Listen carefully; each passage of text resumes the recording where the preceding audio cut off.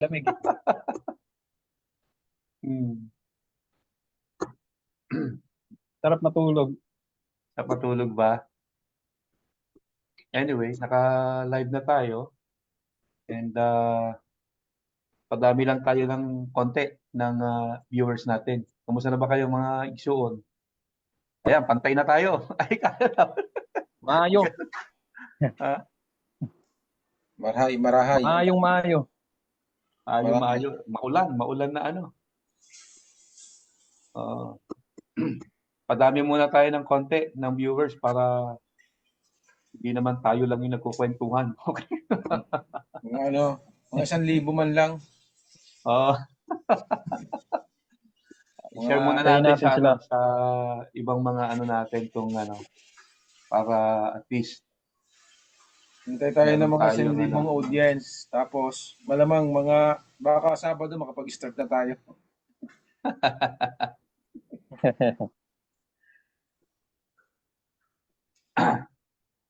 Wait lang ha.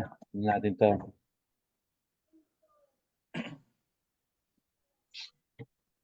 Kamusta ka na, Jen? Kamusta na ang negosyo? Yun, maganda sa biyaya ng Diyos. Tuloy-tuloy na po. Kaya lang ngayon, maraming araw na walang pasok kasi may mga holidays. Patay negosyo. Di ko alam kung matutuwa ako, kasi pahinga din naman. Siguro, tama lang. Kung ano lang yung meron, di tanggapin. Pahinga din naman eh. Kung ano meron, tanggapin. Anyway. Tahimik to si Joel at si Jerry. Ano bang iniisip nyo, ha? Parang naghahanda talaga eh.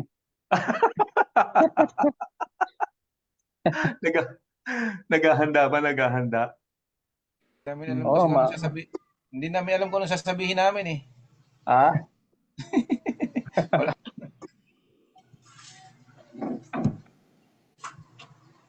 Ayan, meron na tayong at least kasama na nandito na nanonood. So, pwede na tayo sigurong magsimula para makarami tayo. Shoutout natin si Pastor Nante. Shout out kay Pastor Nante. Shout out sa iyo, brother. Ng Naay Cavite. Ang ating bone setter. Physical therapist. Physical therapist, oo. Maganda siguro magpaano tayo sa kanya, no? Baka pwede siyang mag-service, no? Tayong magpa-bone na setting tayo para yung mga buto-buto natin no? Umayos, no? Nasampulan na ako ni Pastor eh. Bibigyan ba tayo ng magandang discount ni Pastor Nante? Pastor, baka naman. Shout out sa iyo. Lagi ka namin shout out, Pastor. Promote na natin, promote. Po-promote namin yung yung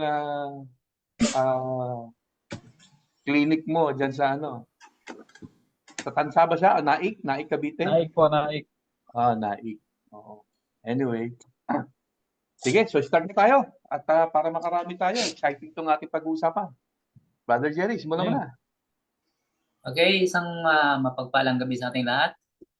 In continuation dun sa series natin about sa topic natin na Can I Lose My Salvation?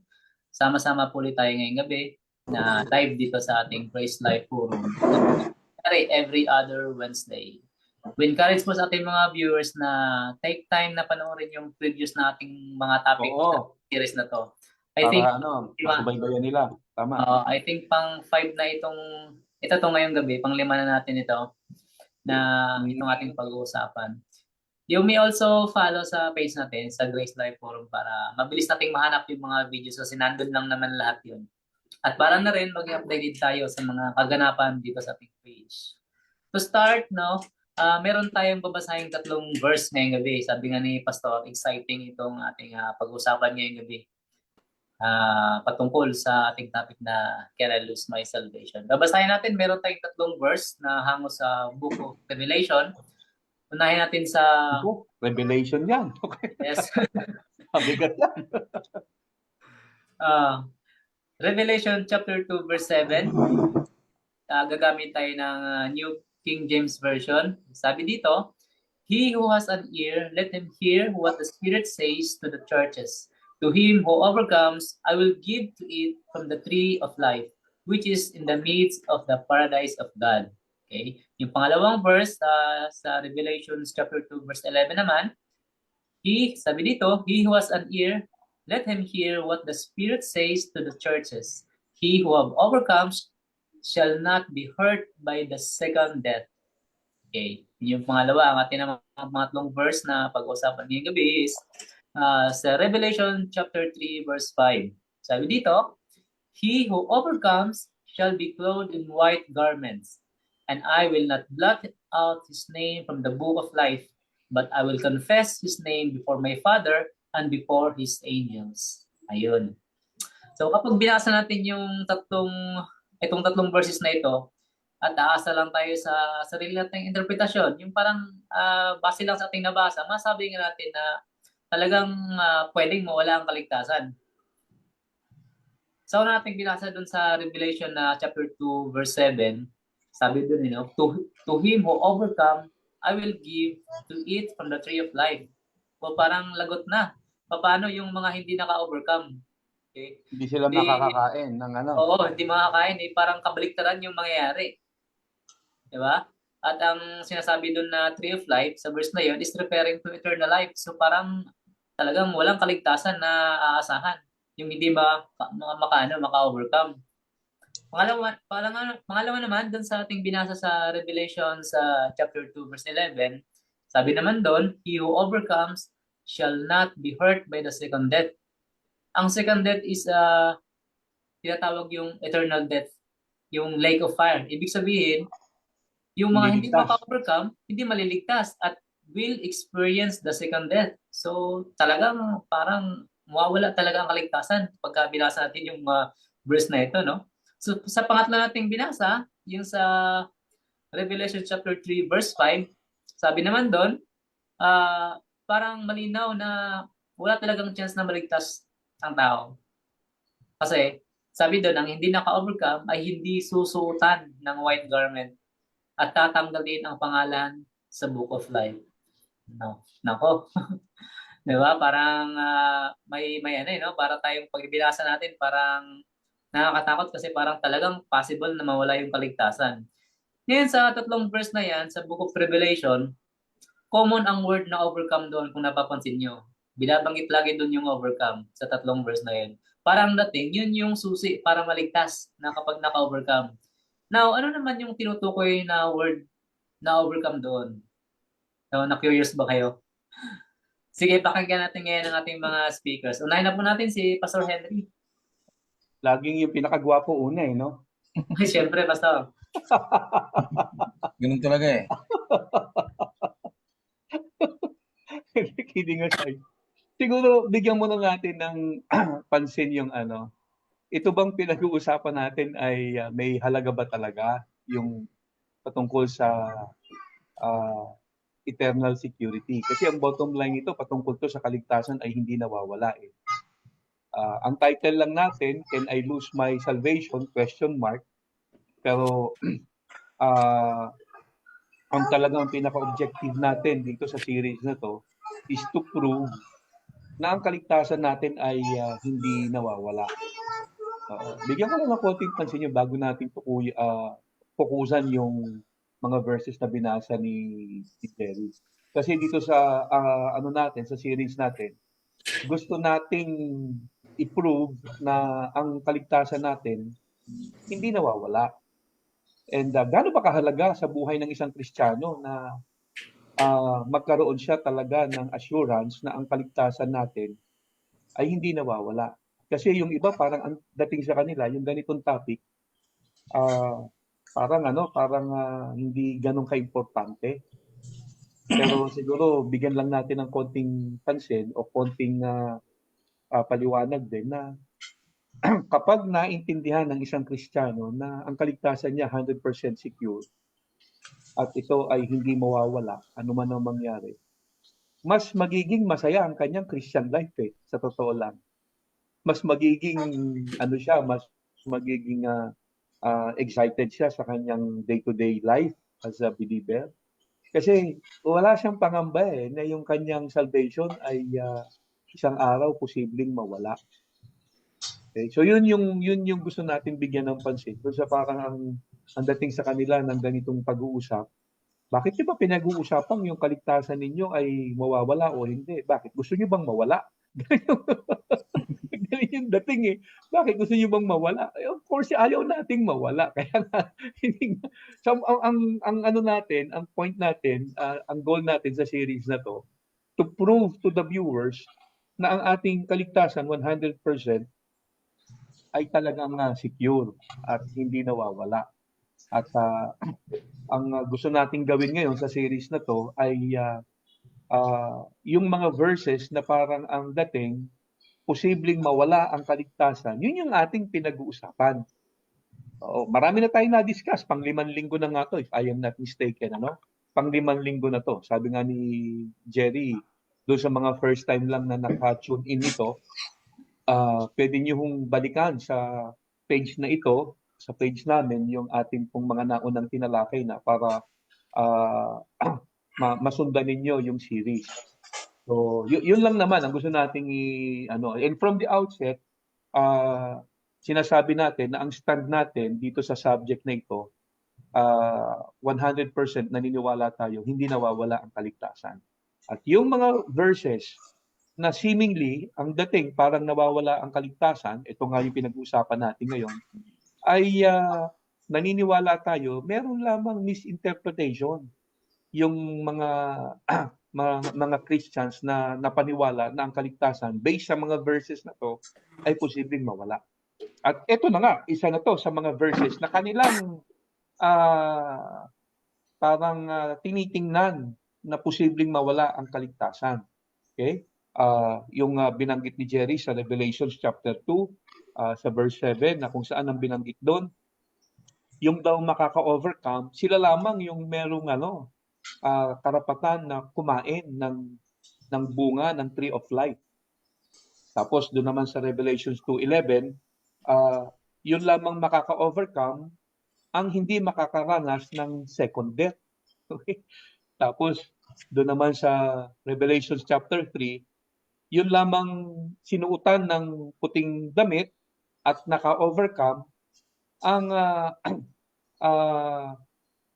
hindi buburahin sa aklat ng buhay. So parang ang dating, pwede kang burahin sa aklat ng buhay. So yung mga verses na yan ay parang nagpapakita na pwedeng mawala ang kaligtasan kung hindi ka makaka-overcome. Now, maganda yung tanong ni Jerry. Ano ba yung overcome na yan? Saan ba tayo dapat maka-overcome upang tayo ay hindi burahin sa aklat ng buhay? Saan ba tayo dapat maka-overcome para yung tree of life ay maranasan natin kainin? Saan ba tayo dapat maka-overcome para yung second death hindi natin maranasan? So ano ba yung overcome na yan? No? Now, most Christians think na yung overcome na yan ay maka-overcome sa mga tukso, kasalanan, pagsubok. Yan yung medyo tinitingnan anggulo. So, saan ka dapat mag-overcome para hindi ka burahin sa aklat ng buhay?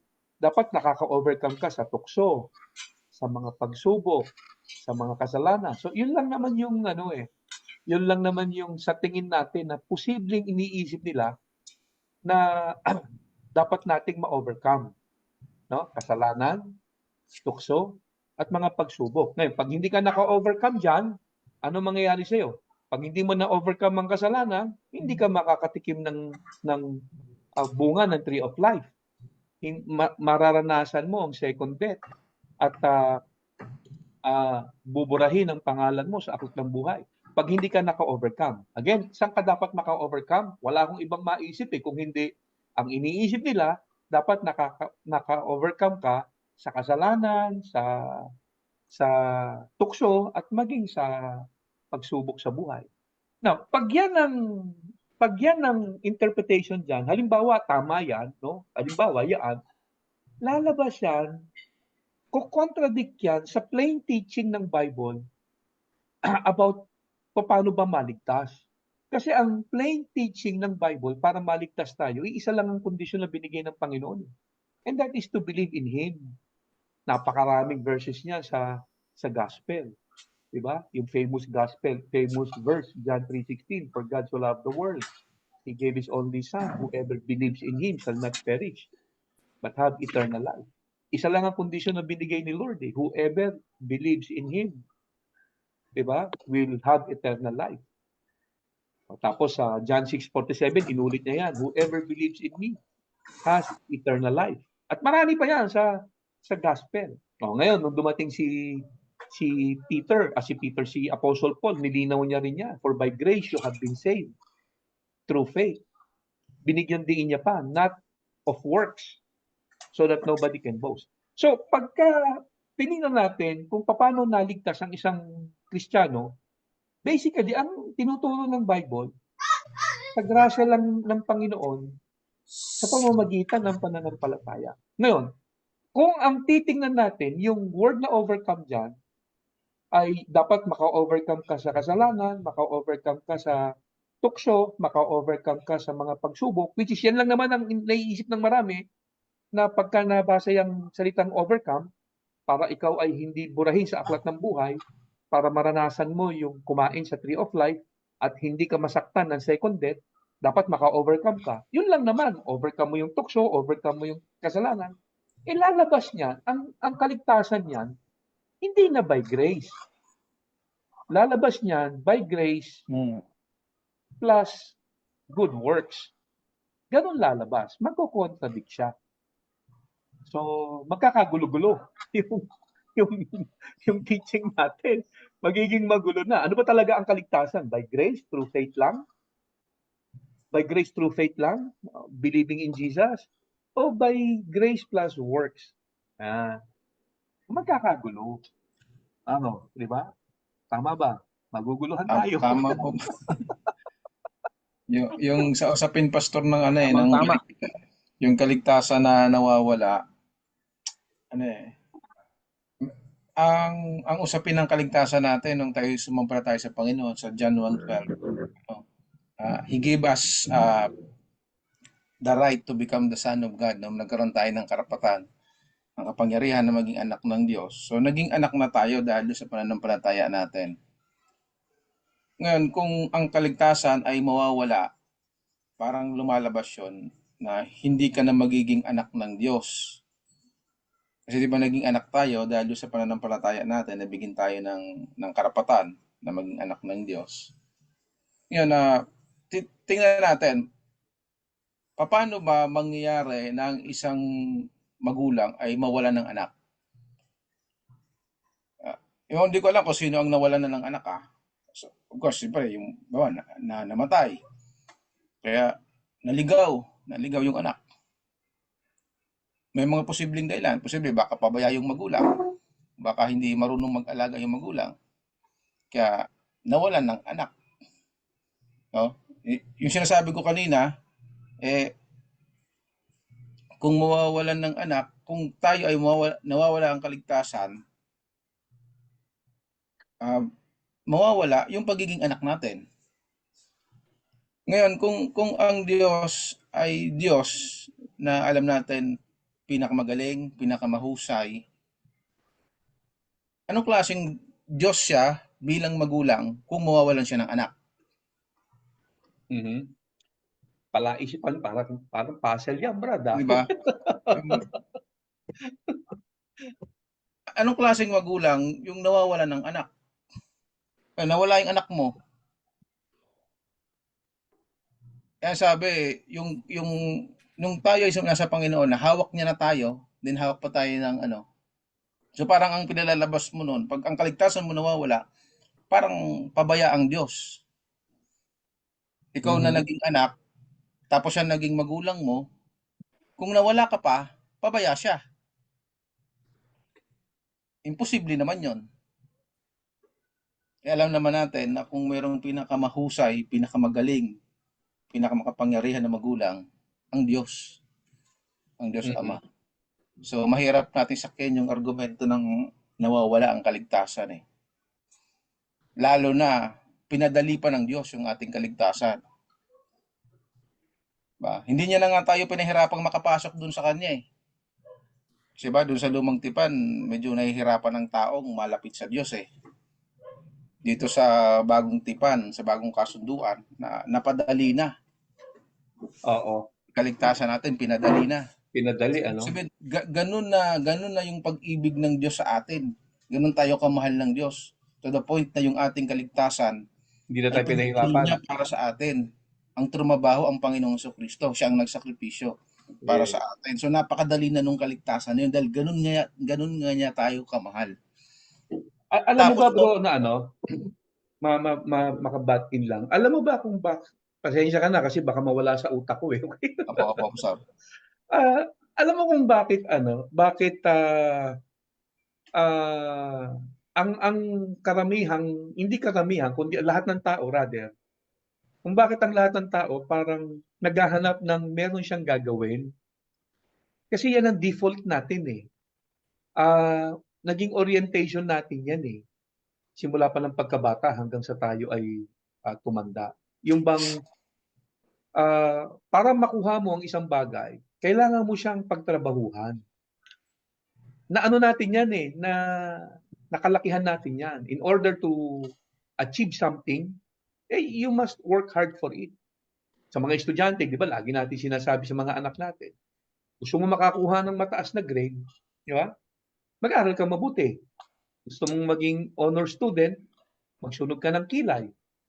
Gusto mong ma-promote sa trabaho, usayan mo, magsipag ka. So parang tayo, default natin yung bago natin makuha ang isang bagay, pinaghihirapan natin. Yun yung nakasanayan natin, orientation natin yun. Ngayon, naging problema, pagdating sa kaligtasan, dala-dala natin. Dala-dala natin yung ganong pag-uugali. No, iniisip natin, para maligtas ka, meron ka rin kailangang kontribusyon. Meron kang kailangan gawin, no? Para ikaw ay maligtas. Oo, naligtas tayo ni Kristo. Tayo ay tinubos niya sa ating kasalanan. Pero iniisip pa rin natin na meron tayong bahagi. No? Meron kang kailangan pa rin gawin. Kasi kung wala kang gagawin, parang hindi mo naiisip na ganun lang ba kadali ang kaligtasan. Default natin yun eh. Default natin yun. Kaya lalabas yan pagka ganun ang paniniwala mo na at dala-dala mo pa rin yan, yung ganyang default mo, ang salvation mo, parang naghati kayo ni Lord, no? Nag-50-50 kayo. Ang problema dyan, according kay St. Paul, for by grace you have been saved through faith, not of works. Meron siyang binanggit sa bandang huli, so that nobody can boast. Kasi kung meron kang naging contribution o meron kang magiging contribution, let's say for example, yung word na overcome na yan, na binasa natin sa Book of Revelation, na kaya ka naligtas o kaya ka nanatiling ligtas kasi pinilit mong maka-overcome. Saan? Sa kasalanan, sa tukso, sa pagsubok. At dahil naka-overcome ka, kaya ka nanatiling ligtas o naligtas, pagdating mo sa langit, meron ka nang ipagmamayabang. Diba? Yun ang dyan. So, default kasi natin yon. Kaya parang hirap na hirap ang marami natanggapin na wala talaga tayong kailangang gawin na i-contribute para sa kaligtasan natin. Pwede naman pastor na may gawin sila eh. Kung ang pinaghihimutok ng damdamin nila ay gusto nila may gawin sila. Pwede naman. Pagkatapos mong maligtas. Oo, pero hindi para sa kaligtasan. Opo. Kasi alam ng Diyos na yung kaligtasan mo, hindi mo kayang trabahuhin. Mahihirapan ka doon. Kung ibibigay sa iyo ng Diyos ang responsibilidad para maligtas ka, masyado ka nga niyang mahal eh. For God so loved the world eh. Kasama ka doon, kasama tayo. Hindi, alam niya na hindi natin kaya. Pero hindi niya rin sisikilin yung damdamin mo na gusto mong gumawa. Pero dahil mahal ka niya, hindi mo kaya sa pamamagitan ng gawa mo yung kaligtasan mo, sinugo niya yung anak niya para bayaran yung kasalanan mo. Yes. So matapos mong paniwalaan yung ginawa ng Panginoon para sa iyo, biyaya lang yun, wala kang dapat gawin. Kasi kung may gagawin ka, kakapusin ka pa rin eh. Kasi sabi ng Bible, come short eh. mabibitin ka kahit anong pilit mong abot. Di ba? Oo. Abutin mo pilit, di mo abot kasi ang taas ng standard no, paano mo magagawang maging perfecto? Hindi mo magagawa. Si Kristo lang ang perfecto. Kaya kung sumampalataya ka sa Kanya, bibigay niya yung perfection niya sa'yo. So, Tama. matapos kang sumampalataya at maligtas ka sa pamamagitan ng biyaya, o saka mo gawin yung gusto mong gawin para sa Diyos. Hindi naman sisikilin ng Diyos yun. May gagawin din naman talaga tayo pagkatapos nating maligtas. Kasi maglilingkod tayo dun sa hari natin eh. Oo. Si So, Jet, gigil na. Kanina pa Kaya, to. oh, sige. Kaya hindi ko nga muna pasal pinapapasok eh. Kasi baka hindi na tayo makapagsalita eh. Oo. ah, Jen, maraming nakasulat sa Bible na purihin ng Diyos, di ba? Agree naman tayo, di ba? Ang tanong, pupurihin mo ba ang Diyos kung ikaw yung naghihirap? Pupurihin mo ba siya kung ikaw ang naghihirap sa kaligtasan na ikaw yung gumagawa, Husay, ikaw yung, di ba? Oo nga naman. Pupurihin mo ba sa palagay mo, pupurihin mo ba siya? Siyempre hindi. Purihin mo sarili mo, di ba? Kaya nga, siyempre, kaya nga, kaya nga ginawa ng Diyos na ito ay regalo, libre. Kasi para mapuno yung puso natin ng pasasalamat. Kasi pag napuno ng pasasalamat yung puso natin, saka lumalabas yung pagpupuri, di ba? Kasi kung tayo talaga yung gagawa, hindi natin magagawa pupurihin ng Diyos kasi imposible yun. Ikaw nga yung naghihirap eh, ba't mo pupurihin siya? Tsaka ano pang sense ng kanyang paghihirap, kaya naman pala natin. Kaya naman pala natin ligtas yung ating sarili. Bakit isinugo pa yung isa-isang anak para magdusa tapos kaya naman pala natin. So logic pa lang, hindi pa natin ginagamitan ng biblical discussion o argument, eh syempre papaisip ka na, di ba? Paano mo pupurihin ng Diyos? Ikaw pala gumagawa ng kaligtasan mo, ikaw pala nagsisikap, di ba? So, may masabi lang ako konti dito sa Revelation natin. Sa Revelation kasi medyo maraming ay magbasa niyan eh. Kasi syempre parang lalo na yung iba na parang baguhan, parang nakakatakot eh. Parang ba yun, ang daming mga mga pagdurusa, mga may mamatay. Pero pero nakakatakot ba talaga yung Revelation? Yan ang tanong kasi kahit ako nung bata ako ayoko basahin yan eh. Yan laging kinukwentuhan sa amin eh mga matatanda. 666 mga ganun. Kaya ayoko basahin yan eh. Pero ang Revelation is ano to? Revelation of Jesus Christ. Nire-reveal dito kung sino si Jesus, di ba? Eh bakit hindi bumabasahin? Ito sabi sa verse 1 ng chapter 1, the revelation from Jesus Christ. So pinapakilala niya sarili niya at sabi pa sa verse 3, blessed is the one who reads aloud the word of this prophecy. Blessed daw yung buwabasa. No? Kaya sa gabing ito, tignan natin kung ano ba yung sinasabi ng verse na, lalo na yung Revelation 3:5. Doon yung talaga yung, I will blot out, I will not blot out pala. No? So yun, no? Tignan natin. Actually, yung tatlo na yan. Yung tatlo na yan. Kasi ang Oo, warning dun sa tatlo na yan. tatlo, ang warning dun sa tatlo, yung una, pag hindi ka naka-overcome, hindi ka bibigyan ng karapatan kumain doon sa tree of life. Yung tree of life represents eternal life. So kung hindi ka bibigyan ng karapatang kumain doon, so lalabas niyan, hindi ka ligtas. Pangalawa, pag hindi ka naka-overcome, you will be hurt by the second death. And second death is being not saved, no? Para kang makakaranas ng eternal condemnation. At yung pangatlo, buburahin. Yung pangatlo na buburahin, parang ang dating nun, ligtas ka, tapos tinanggal. Pag hindi ka naka-overcome. Yung sa unang dalawa,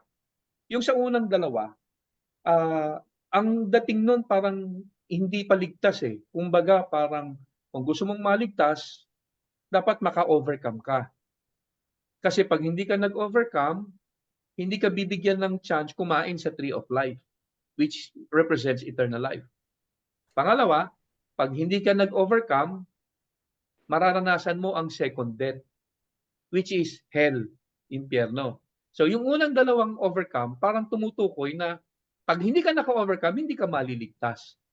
Yung pangatlo, tumutukoy dun sa dahil buburahin yung aklat, pangalan mo sa aklat ng buhay, pag hindi ka naka-overcome, parang ang dating nakasulat na, tapos binura. So parang may eraser si Lord, no? Tapos binura yung pangalan mo sa aklat ng buhay pag hindi ka naka-overcome. So yung unang dalawa, parang it refers doon sa salvation na hindi ka maliligtas kung hindi ka makaka-overcome. Yung pangatlo naman, it refers doon sa ligtas ka na, nakasulat na yung pangalan mo sa aklat ng buhay, pero dahil hindi ka nag-overcome o hindi ka naka-overcome, binura.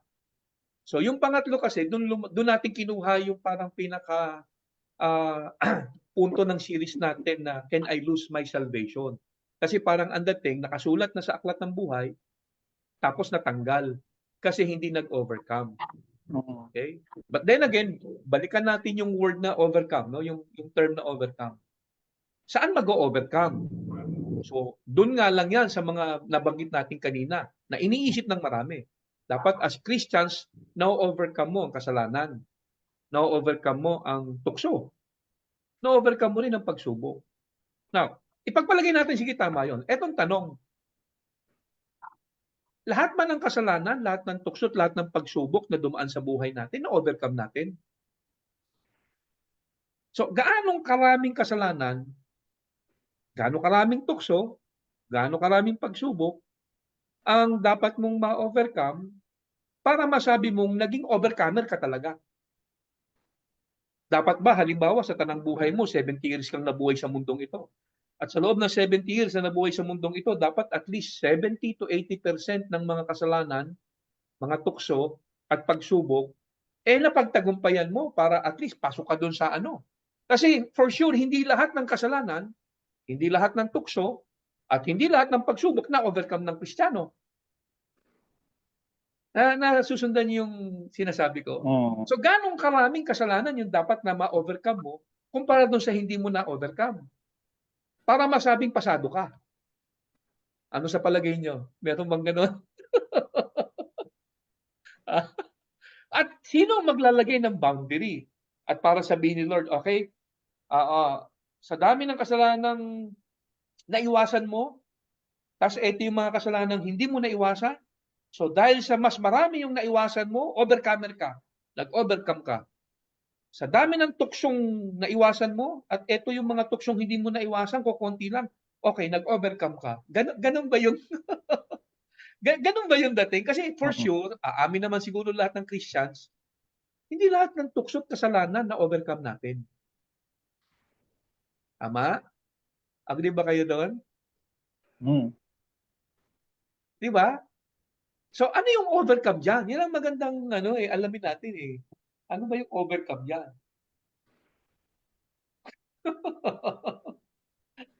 Baka doon sa mga nanonood sa atin, may idea sila. Kung meron po kayong alam, pwede nyo kong i-message sa amin dito. Ako nga, nahihirapan na eh. Kasi parang ang hirap nga mag-overcome kung kasalanan niyan eh. Parang, paano Hindi, mangyari? alam naman natin yung sagot. Alam naman natin yung sagot. Mamaya ibibigay natin. Ano lang natin yung pinapasaya lang natin yung usapan. No? Kung Kasi, kasalanan niyan, ang hirap niyan. Paano ba yan? di ba? Kasi yun ang sinasabi sa verse eh. Tingnan nyo babasahin ko ulit para ma-refresh yung ating kaisipan. Tingnan nyo Revelations 2:7, sabi rito, He who has an ear, let him hear what the Spirit says to the churches. To him who overcomes, I will give to eat from the tree of life, which is in the midst of the paradise of God. So ang dating dito, yung mga naka-overcome, bibigyan ni Lord ng karapatang kumain ng tree of life, ng bunga ng tree of life sa paradise. And so therefore, vice versa, pag hindi ka naka-overcome, hindi ka bibigyan ng karapatang kumain sa tree of life. Tapos ganun din sa pangalawa. He who overcomes will not be hurt by the second death. So in other words, pag hindi ka naka-overcome, mararanasan mo ang second death. Tapos yung pangatlo, Pag naka-overcome ka, hindi buburahin yung pangalan mo sa Book of Life. Pag naka-overcome ka, hindi buburahin. Pag hindi ka naka-overcome, buburahin. So, ang ano nga dyan, siya ka mag-o-overcome. Wala tayong ibang naiisip kung hindi mag-o-overcome ka sa kasalanan, sa tukso, at saka sa pagsubok. O, ang tanong dyan, ilang kasalanan dapat mong ma-overcome? Kasi for sure, hindi lahat ng kasalanan na-overcome natin. Hindi rin lahat ng tukso at pagsubok na naranasan natin na-overcome natin. So, gaano karami yung mga kailangan mong ma-overcome para ma-qualify ka na nag-overcome ka? O, di ba? Magulong theology yan, sa totoo lang. Magulong. Kasi nga, kapag pinaniwalaan mo na yung overcome dyan, effort mo. Pag pinaniwalaan mo yung overcome dyan, talagang ikaw yung nagsumikap, umiwas sa mga kasalanan, para ikaw ay maligtas. Umiwas ka sa mga tukso para ikaw ay maligtas. Naging matatag ka sa pagsubok para ikaw ay manatiling ligtas. Magkakaroon ka ng problema. Ang kaligtasan mo hindi na by grace through faith. Kaya nga binabalik natin dun sa pinakapundasyon ng ng kaligtasan Iisa lang ang kondisyon na binigay ng Bible para maligtas. Manampalataya ka lang kay Jesus. Ang kaligtasan ay hindi gantimpala sa mabuting gawa. Ang kaligtasan ay regalo. 'Di ba? Hindi siya reward, it's a gift. Ang linaw niya sa Bible, for the wages of sin is death, but the gift of God is eternal life in Christ. Eternal life is a gift. Regalo. So, hindi siya pinaghihirapan.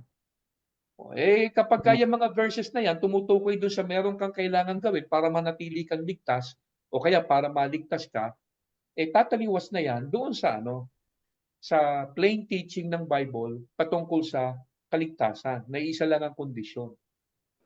Ikaw ay manampalataya lang. Pastor, yung sa Revelation 3:5, kasi ang unawa ng marami dito, kasi nakasulat dito sa Revelation 3:5 sa New King James, he who overcomes shall be clothed in white garments. Nagsasabi siya ng yung mag-overcome, yung overcomer, hindi yung, kasi ang unawa ng marami dito is conditional. Parang if he overcomes, he will not be blot out. Di ba? Hindi siya buburahin sa aklat ng buhay. Hindi siya conditional Hindi conditional yung grammar niya. Hindi siya if. Ang nakalagay, he who overcomes. Di ba? He who overcomes be clothed in white garments, and I will not blot out his name from the book of life. So hindi siya conditional, kundi nagsasabi lang siya na ano yung kalagayan ng isang nag-overcome. Yes. 'Di ba? Good point. Good point. 'Di ba? Hindi naman to conditional kundi nag-state siya ng katotohanan patungkol sa isang mananampalataya. Kasi ang unang-una, hindi naman talaga tayo mag-overcome sa sarili nating lakas at kakayanan Hindi naman natin kaya 'yon. Merong gumawa nun para sa atin. Yan ang katotohanan. Kasi yung pagiging overcomer is hindi ito yung resulta ng ating pagsisikap, kundi may gumawa pa sa atin. Tayo para sa Romans, we are more than conqueror, di ba?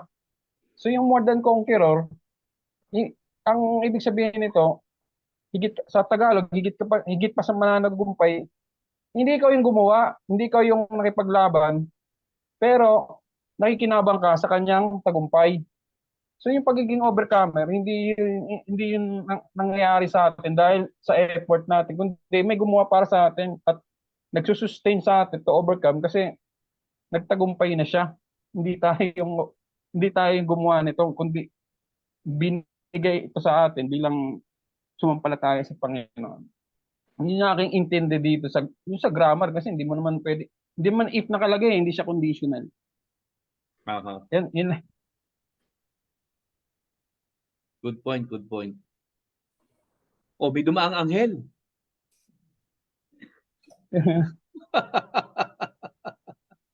May dumaang anghel. Jerry, ano masasabi mo? Yun nga. So, sana naging malinaw yung tanong natin kanina, kung ano yung tinutukoy sa word na overcome. Nagbanggit si Pastor kanina ng tatlo eh. Sabi niya yung sa tukso, sa pagsubok, tsaka sa kasalanan. Yan nga, yung parang dating kasi ng word na overcome, parang normal sa atin. Sabi nga ni Pastor, default natin yun na parang meron tayong gawin. At saka parang sa atin na para tayong challenger eh. Kaso ayaw ng Lord na meron tayong papatunayan kasi para hindi tayo mag-ibang. Kaso So, gusto natin ganun eh, no? May so parang patunayan tayo eh. yun nga eh. Kaya nga pagka binasa na ditong verse nito, kahit sinong magbasa, pag nakita yung word na overcome, parang talagang tinutulak ka na may gagawin. Kasi May gagawin ka. lang siyang Oo. pagtagumpayan. Pero naging malinaw sa atin, kaya nga binalikan kanina ni Pastor yung ating foundation, paano ba nagbigay ng kaligtasan ng Diyos na only by faith at walang halong works. So, hindi Yes. ito yung overcome na to, hindi ito yung meron tayong gagawin. So, sa patuloy natin na pakikinig ngayon, may papaliwanag na nila yan mamaya namin dito kung ano talaga yung word na yan. So, yung pangalawang question natin, sa word na overcome na yan, sino ba? Kasi ang sabi nga natin, hindi tayo yun eh. Hindi yung gagawin natin, yung word na overcome na yan. So, sino ba yung nakapag-overcome? Siguro yung magandang tanong dito. Oo. Sige. Pangunahan ko na. Siyempre kasi laging una yung pogi eh. No? Yung gwapo. Oo. Na, based dyan sa mga scripture na binasa natin, yung makaka-overcome, sila yung may karapatang kumain ng tree of life. Ng bunga ng tree of life. Yung mga makaka-overcome, hindi sila makakaranas ng second death. Yung mga makaka-overcome, hindi buburahin yung pangalan sa aklat ng buhay. No. So therefore, dapat kung naniniwala tayo na ang mga Christians ay once saved, always saved, at hindi mawawala ang kaligtasan, no matter what, dapat lahat ng mga Christians, genuine believers, naka-overcome. Diba? Tama? Kasi kung naniniwala tayo, ang kaligtasan hindi mawawala. No? Ang kaligtasan kailanman hindi mawawala. So ibig sabihin yan, once na ikaw ay naligtas, from that time on, isa ka doon sa tinatawag ng Bible na nag-overcome. Otherwise, hindi ka maliligtas. Buburahin yung pangalan mo sa aklat ng buhay pag hindi ka naka-overcome eh. Hindi mo mararanasan kumain ng fruit sa tree of life pag hindi ka naka-overcome. At mararanasan mo ang second death pag hindi ka naka-overcome. And so therefore, kung tayo ay naniniwala, all Christians are saved, and once you are saved, you are always saved. Dapat lahat ng Christians naka-overcome. Now, etong maganda. Nasa Bible yun. Okay? Meron tayong proof in the Bible that all believers have overcome. Tingnan natin. Sabi sa 1 John, sa chapter 5, verse 4 to 5. Ito, malinaw ito eh. Ito sabi ni Apostle John. For everyone born of God, 1 John chapter 5, verse 4 to 5. For everyone born of God overcomes the world. This is the victory that has overcome the world, even our faith. Verse 5. Who is it that overcomes the world? Ang ganda ng tanong niya. Sino daw yung nag-overcome? Ito yung sagot niya. Only the one who believes that Jesus is the Son of God. So lahat ng Christians na sumampalataya sa Panginoong Yesus, according to St. John, are all overcomer. And by the way, ang sumulat ng Revelation na binasa natin kanina na tatlong talata coming from the book of Revelation, si Apostle John din ang sumulat. Na kapag ikaw ay naka-overcome, he who overcomes will not be hurt by the second death. He who overcomes will have the right to eat from the tree of life, and he who overcomes will be clothed in white garment, at hindi rin buburahin ang kanyang pangalan sa book of life. So, sino yung merong karapatan na doon sa mga bagay na yan? Those who overcome. And according to St. John, all believers have overcome. Kasi sabi niya, sa verse 5, who is it that overcomes the world? Sino daw yung mga overcomer?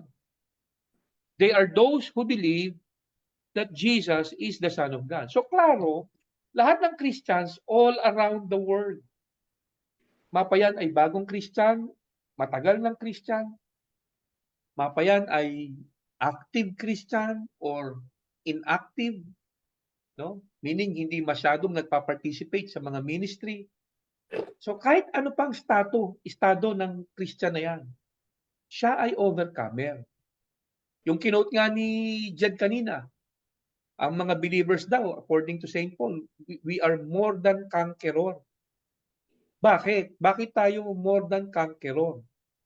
Kasi Jesus conquered it all. Wala ka nang kakankerin eh. Kinanker na ni Jesus eh.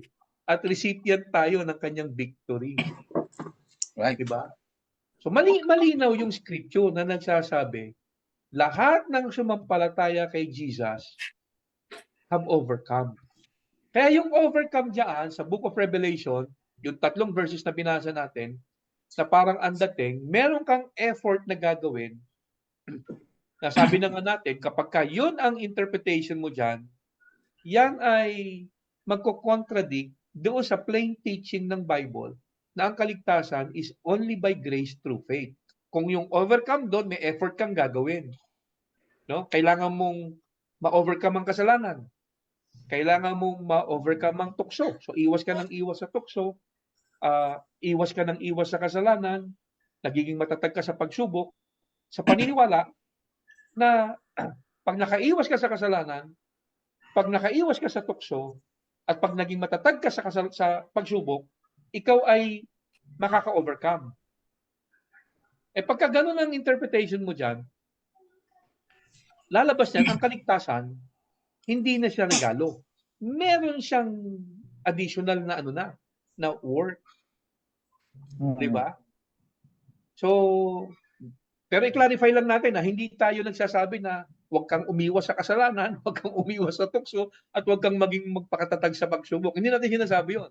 Ang sinasabi lang natin, wala sa pag-iwas sa kasalanan, wala sa pag-iwas sa tukso, wala sa pagiging matatag sa pagsubok, yung ikaw ay makaka-overcome. Kasi yung word na overcome dito, according to St. John, naranasan lahat ng mga Kristiyano. Sabi niya, ang tanong niya sino daw ang mga overcomer? Who is it that overcomes the world? Those who believe that Jesus is the Son of God. Ang linaw no? So hindi ito yung effort na gagawin mo para ikaw ay matawag na overcomer. Kasi pag yun ang interpretation diyan at yun ang pinaniwalaan mo, o contradict yan sa mga aral ng Bible patungkol sa kaligtasan, which is only by grace through faith. Kaya sa totoo lang, dapat malalim yung pundasyon natin tungkol sa paano ba ang paraan ng kaligtasan ng Diyos. Iisa lang naman by grace through faith lang. Wala nang iba. Okay? Pastor, siguro yung mga yung naniniwala na nawawala yung kaligtasan, ganito yung kanilang pananaw, no? O kayang pag-intindi. Maliligtas ka kapag sumampalataya ka sa Panginoon, pero yung mag-maintain ng kaligtasan ay ikaw pa rin. Kailangan i-maintain mo. Ikaw yung mag-iingat. Parang BP, no? May maintenance. Ikaw yung mag-iingat. Ikaw yung niligtas ka, dapat ingatan mo to. Ikaw ibig sabihin, ikaw may effort ka na mag-iingat. Pero yun pa yung sinasabi ng Biblia, 'di ba? Hindi yun ang sinasabi ng Biblia na tayo ang mag-iingat, kasi kung tayo ang mag-iingat ay sigurado mawawala talaga. Meron na akong babasahin dito sa John 6 verse 39. Sabi dito, "This is the will of the Father who sent me, that of all he has given me I should lose nothing, but should raise it up at the last days." So meron pa sa John 10:28 to 29 na hindi tayo maagaw sa kamay ng Diyos. So yung mga statement na yon ay malinaw nagsasabi, ang Diyos ang nag-iingat sa ating kaligtasan. Si Jesus ang nag-iingat sa ating kaligtasan. Siya yung nagpapanatili sa kaligtasan. Sabi pa nga niya sa 1 John 2:1, kapag tayo nagkakasala, siya yung advocate. Siya yung humaharap sa Ama upang ipagtanggol tayo kapag tayo nagkakasala. So paano naman tayo masasabi na tayo nag-iingat sa ating kaligtasan? Gayong sinasabi ng mga talata, ang Diyos ang nag-iingat, may nag-mediate sa atin kapag tayo nagkakasala. So malinaw na sinasabi na ang Diyos ang nagpapanatili. Siya kasi talaga, kung tayo, matagal na nawala, di ba? Yun lang. Mhm. Ang Good point, napansin ko good naman sa point. mga tao, kaya kalimitan gusto nilang parang dating na sila ang mag-ingat. Kasi ang gusto ng tao i-prove yung pag-ibig niya sa Diyos eh. Which is, wala namang masama na mag-give back tayo. Yun, kasi minahal din naman tayo. At yun yung natural response natin. Pero para i-prove mo yung sarili mo, doon nagkakaproblema. Kaya nagkakaroon ng kaisipan tuloy na yung pagmimintain ng kaligtasan ay kailangan meron tayong gawin. Kasi gusto natin patunayan yung ating sarili sa Diyos. At actually, itong binasa natin kanina, yun din ang background niyan eh.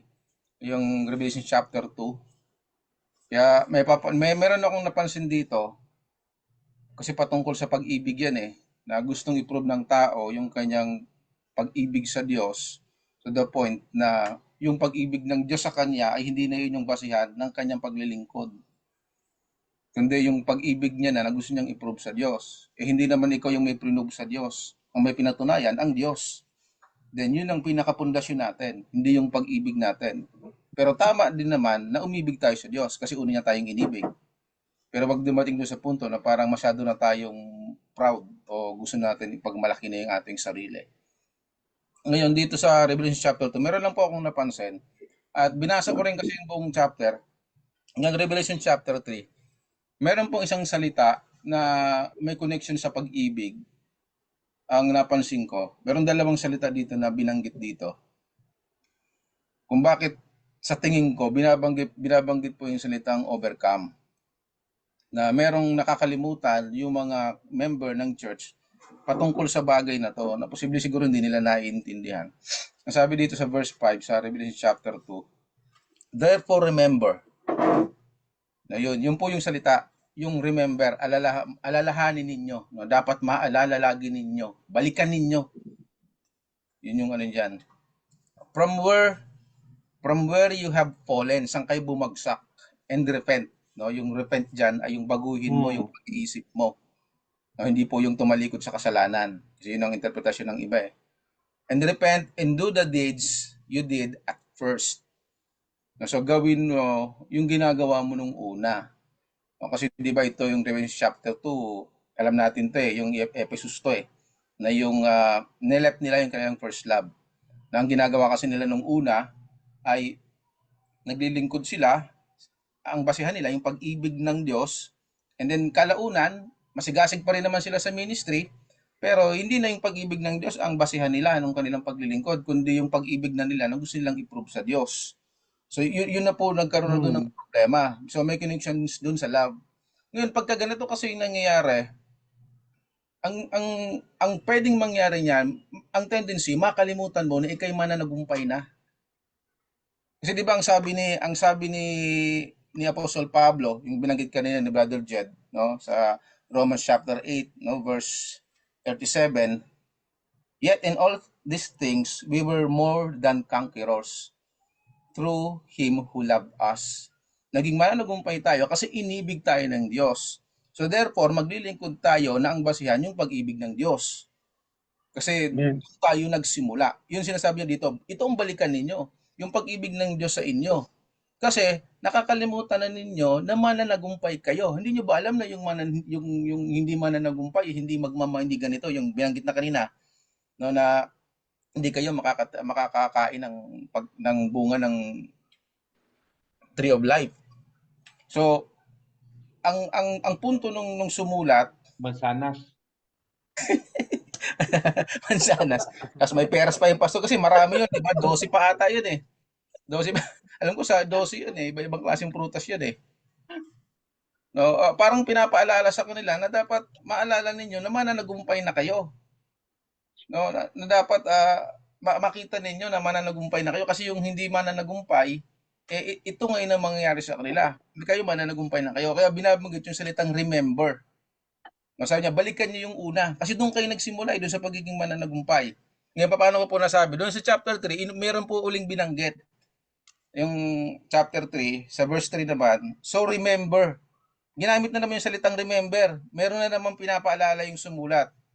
Sabi niya dito, what you have received and heard. So pinababalik sila dun sa unang narinig nila at saka ano yung na-receive nila. Ano ba yung na-receive nila at saka narinig nila nung una? Edi yung pag-ibig ng Diyos na dun sila naging mananagumpay, dun sila naging conqueror, dun sila naging victorious, dun sila naging overcomer.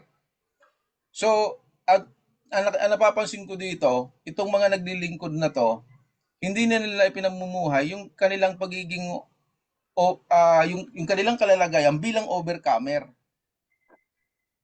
Kundi taliwas na sila doon. No, hindi na base doon sa pag-ibig ng Diyos yung kanilang paglilingkod. So yun po yung pinapaalala sa kanila. Pero hindi po ang ibig sabihin nito no ay kailangan nilang maging overcomer. Kundi meron lang ipinapaalala yung sumulat na kayo'y overcomer na sa pamagitan nung binanggit ka rin ni Pastor sa 1 John chapter 5 na kayo'y mananagumpay na. No, yun po binanggit ko lang yung napansin ko dito sa sumulat na hindi niya sinasabi kaya nasabi kanina ni Brother Jed na hindi ito kondisyon para maging overcomer. Hindi yun yung ibig sabihin ng sumulat kasi sabi nga ni Brother Jed kanina hindi if yung nilagay kundi he who.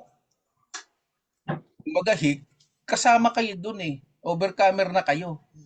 Kasi sumampalataya kayo. So alalahanin niyo na lang yun. Bumalik kayo doon. Nang sa ganun, hindi kayo pasablay-sablay. Yun po yung nakikita kong sinasabi ng sumulat. So lahat ng na kay Kristo, sumapatay sa Panginoon, overcomer na sa pamamagitan ng pag-ibig na natanggap niya sa Panginoon.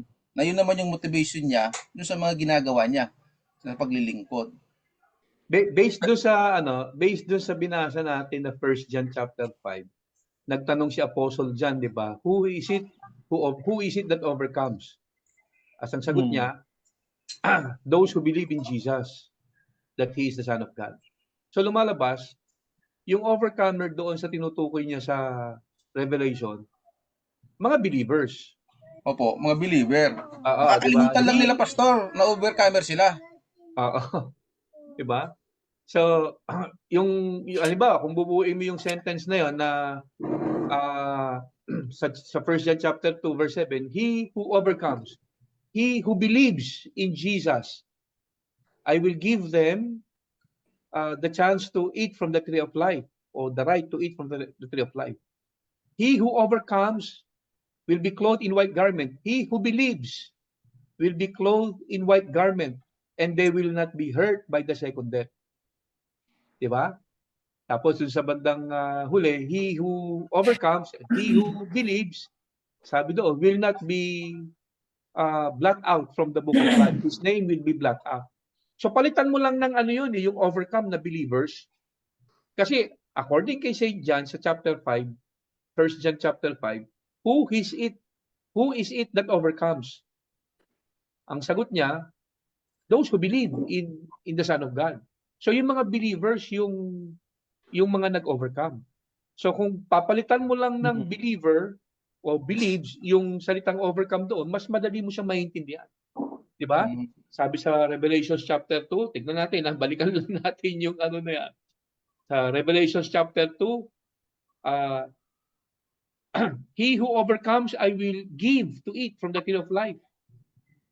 He who overcomes will not be hurt, or he who believes will not be hurt by the second death. He who overcomes I will give to eat from the tree of life, or he who believes, I will give to eat from the tree of life. Tapos sa bandang huli, he who overcomes, or he who believes, I will not blot out his name from the book of life.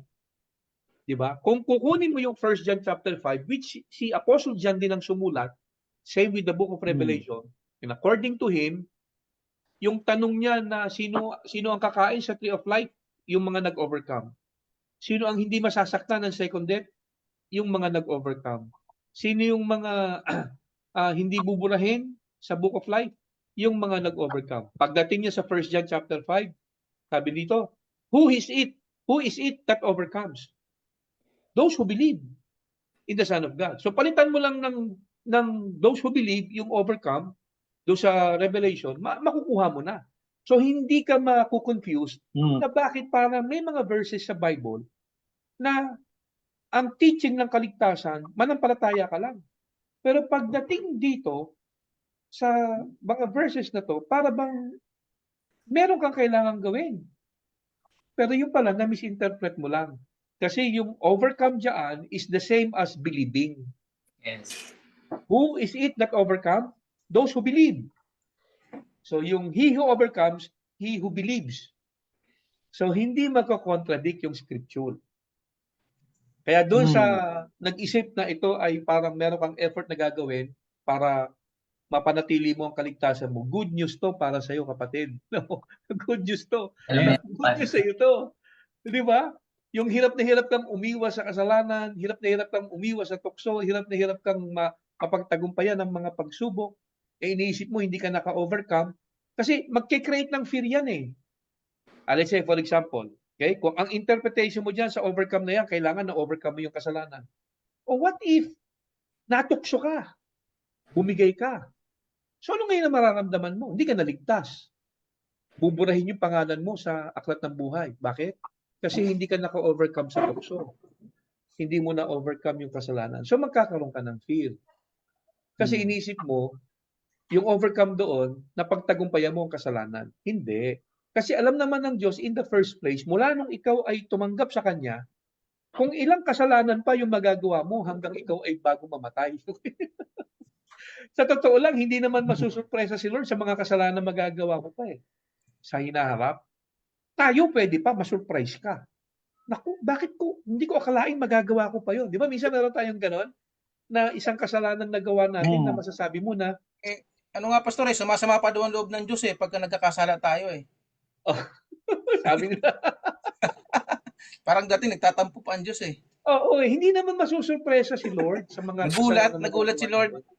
Nagulat, no? Yun siguro iniisip ng marami, magugulat yun nga sinasabi. Kahit sa pulpit, yun ang sinasabi nila Sinasaktan mo yung kalooban ng Diyos Mali. Kasi in the first place, God is omniscient. Pedro nga, hindi nagulat Oo, totoo. Bago pa nga magkasala si Pedro, di ba sinabi na ni Lord sa kanya, Pedro, alam mo, bago tumilaok ang manok, okay?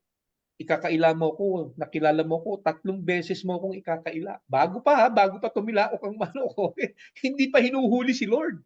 Nag-uusap pa lang sila. So alam na ni Lord na, Pedro, huwag ka munang magyabang. Bago tumilaok ang manok, ikakaila mo ko 3 times. So you see, hindi naman masusurpresa si Lord sa mga magagawa nating kasalanan sa hinaharap. Omniscient ang Diyos God is omniscient. And so therefore, tayo masusurprise pa.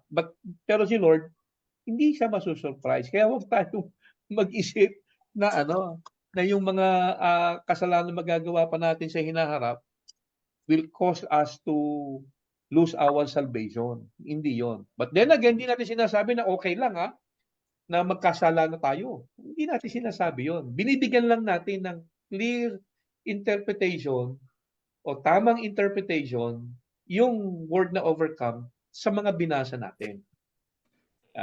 Yung interpretation kasi nila doon sa grieve not the Holy Spirit, nasasaktan pa daw ang Diyos. Kasi nga, God is a person who grieve.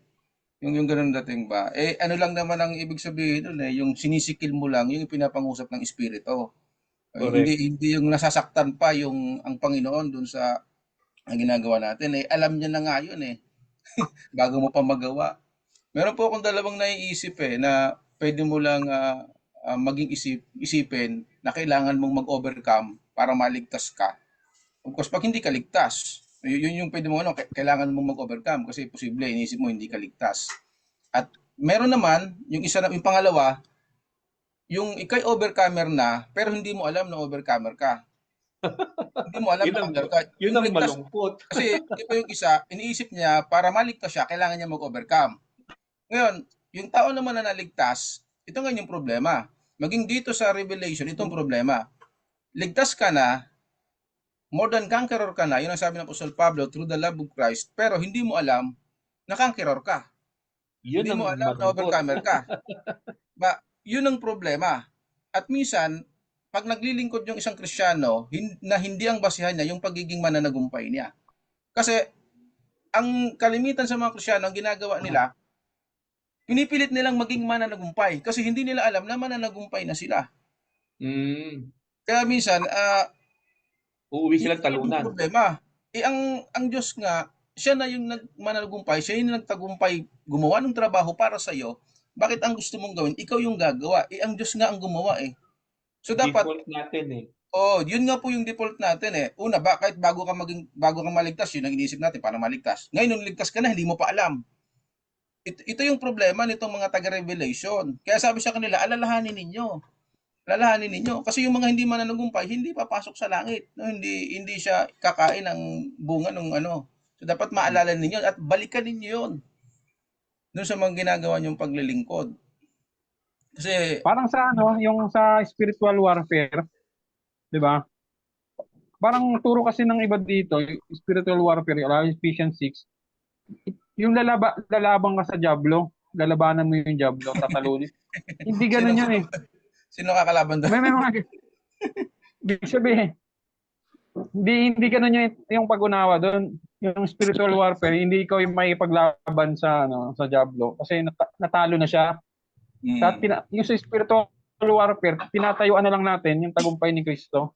Kaya kailangan hindi ka ignorante. Kasi pag ignorante ka, kahit natalo na siya, pwede pa rin siyang makagawa sa iyo kasi wala kang alam eh, hindi mo alam eh. So yung spiritual warfare na tunay is tinatayuan mo yung kagaya na sinabi ni Brother Joel na hindi niya alam na overcomer siya. Sa spiritual warfare naman, hindi niya alam na nagtagumpay na, natalo ng diablo, hindi niya alam. Kaya hindi niya matayuan yung tagumpay na ginawa ni Kristo. Parang ganun. Ang problema kasi doon, Brad, yung mga churches, ginagawa nilang omnipresent si Satan. Ganun ang kaya pag marinig mo sa kanila, ito ang ayaw ng kaaway. Parang narinig ko na, ilang libong taon ko na narinig ko, pati sa iba't ibang guru katang narinig ko nagpipit sa YouTube, yun ang binabanggit. Sabi ko, nasaan ba si Satan? Kahapon, nandun sa, nasa Amerika. Tapos, Ngayon, nasa Pilipinas. Nasa Pinas na. Yun yung sinasabi ng mga pastor, yung kalaban daw, kalaban. Sabi ko, ganyan naman omnipresent. So pagka ganun talaga, at isipin mo lagi nandiyan si Satan, abay, kailangan ng laban kasi nandiyan si Satan. May laban. Diba? Parang, isa sa mga bagay na hindi nila nare-realize yan eh. Kaya hindi nila makitang mananagumpay na eh. Talunan na yan eh. Kaya nga yung sikreto ng principalities power, yun na lang ang nilalabanan natin kasi influence na lang yun na naiwan niya. No, nasa government, nasa mga impluwensya ng wala nang pangil. Ang akala nila, araw-araw harap nila sa Satan, nakikipag-battle sa kanila. Influence na lang yung nadala. Bunga ng kasalanan na nasa katawan ng tao. Kasi yun yung power, influence yun eh. Pag gano'n ang Brad, marami kasing mga churches demon-centered eh. Hindi, Christ-centered nakalagay pero laging topic si Satan eh. Ngayon, lagi tuloy may labanan ng gustong mangyari eh. Si Taning ang gustong Diba laging pag-usapan. Di ba may movie na Satan ngayon? Santa. Satan din. Kay Paolo Contis. Yung ano bang title no? Akala ko ano. Ayun, Der Satan pala. Ayun pa yun. Parang pagka ganon, sang-ayon dun sa pastor na naakusang Marcionism, mukhang nagkaroon ng love si Satan dun eh. Malamang maliligtas yun. Kasi di ba sabi niya, basta may love sa Diyos yan. Mukhang may love na si Satan dun eh. Na-develop pastor yung love eh. Jesusness. Nagkaroon ng Jesusness spirit. Sumusundot-sundot pa kayo ah. May hangover pa pastor eh. May hangover pa. Anyway, so basically, lahat ng Christians, according kay St. John, sa 1 John chapter 5, naka-overcome. So kahit pa yung mga Christians na medyo sabihin nating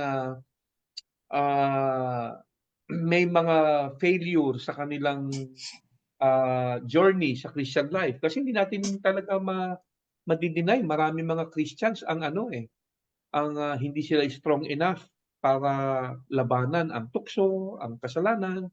Tapos maraming mga pagsubok na talagang madalas nagko-complain sila sa kanilang nararanasan.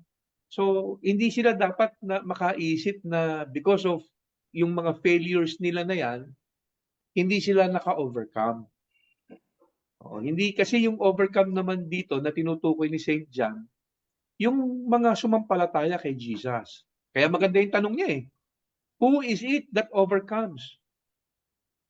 Ang sagot niya, those who believe that Jesus is the Son of God. So mga believers, yung mga overcomer. Yung tinutukoy doon sa Revelations 2 and 3 na binasa natin kanina, hindi ito yung mga Christians na gumawa ng effort, umiwas sa kasalanan, umiwas sa tukso, nagtagumpay sa pagsubok, kaya sila naging overcomer. Hindi ganon. Kaya magiging clear sa atin na ang kaligtasan talaga, iisa lang ang paraan. And that is by grace through faith. Sumampalataya ka lang kay Jesus, ikaw ay maliligtas. Ang katutak na verses yan. Na ang kaligtasan ay hindi gantimpala sa mabuting gawa, kung hindi regalo. Salvation is not a reward, but a gift. Kaya hindi tayo dapat, kaya dapat talaga solido yung natin yung pangunawa natin when it comes to the teaching of salvation. Pag ang teaching ay kaligtasan, isa lang ang kondisyon. Sumampalataya ka kay Jesus and you will be saved. Okay. But of course, Pastor, hindi pwede ba basahin ko pananampalataya to? nasa isip Basahin lang, ko verse? kundi yung trust na ipagkakatiwala mo kay Lord ang sarili mo. Hindi rin yung parang intellectual faith lang. 'Di ba? Kung hindi mananampalataya ka talaga from the heart. Yung sinasabi ni Apostle Paul in Romans 10, 'di ba? If you confess with your mouth and believe in your heart that Jesus is Lord, yun yung kaligtasan. Okay? So, Sir, babasahin ko lang po yung verse, malinaw. Pastor, no? Sige. Para ano lang na yung sinabi nyo. Kasi yung nabanggit mo yung beliefs, sabi dito, sa John 5:24, most assuredly I say to you, who hears my word and believes in him who sent me has everlasting life, and shall not come into judgment, but has passed from death into life. Kung unawain natin, wala nang argumento, wala nang tawag dito, wala nang kondisyon. Sabi dito, but he who believes has passed from death into life. Wala nang kung mag-overcome ba, wala nang ganoon. Ibig sabihin, tapos na ang usapan. Kapag sumampalataya ka sa Panginoon, wala ka nang kakaharapin pang paghahatol at hindi ka na manganganib pa na mawala pa sa Diyos. Kasi you already passed from death into life. Correct. Tama. Yun lang po. Okay, so palagay ko naman yung nabugbog na sa atin yung word na overcome na yan at na-overcome na natin palagay ko. No. Na-overcome na. Parting words na tayo. Baka meron pa kayong gusto sabihin. Medyo nakaisang oras na tayo. Brother Jerry, tahimik Brother Jerry. Busog na ako sa mga paliwanag nyo. Pero ang masasabi ko lang dun is parang i-acknowledge na natin na tayo bilang tao is, kahit Kristiyano tayo ay limitado. Para hindi na natin argumento itong pag nabasa yung sa mga verses na yon na yung overcome parang meron tayong kailangang patunayan. Kasi wala talaga tayong pwedeng patunayan. At si Lord na yung gumawa na para sa atin. Ang kaligtasan ay dahil sa kanyang ginawa. Yung overcome is by believing to the one who overcome. So wala, tapos na ang usapan doon. At dahil doon, yung sa paliwanag ng ating mga kapatid dito ay sana nagkaroon tayo ng confidence. Kasi confidence yung maging dulot nito sa atin na meron palang nagtagumpay para sa atin. Yes, correct. Sige Ayun po. ang magandang palang gabi sa lahat. Yun. Paalam po pansamantala. Hindi to pangsamantagal, kundi pansamantala lamang po. So naman, nagkaroon tayo ng pagkaunawa, ano ba yung overcomes dun sa dun sa mga binasa po nating verses ngayon. Oo. Makapag-iwan po ng pagkaintindi at kaalaman at panghawakan po ng lahat na lahat po tayo ay mga Kristiyano ay mga mananagumpay na. Salamat po at mabiyaya pong gabi sa lahat. Okay. Sige. Magandang gabi po. Salamat po sa inyong pagsubaybay. Paalam. Oo. So sa susunod na samahan niyo po kami. And let's see kung meron pa po tayo mga verses na po pwedeng pag-usapan na ang dating ay parang posibleng mawala ang kaligtasan. Okay? Nang sa ganon maging malinaw na malinaw sa atin ang kaligtasan po natin 100% ay secure at hindi mawawala. Okay? So isang mapagpalang gabi po ulit sa ating lahat mga kapatid. See you on next week. And stay safe and stay blessed mga kapatid. Ingat tayong lahat.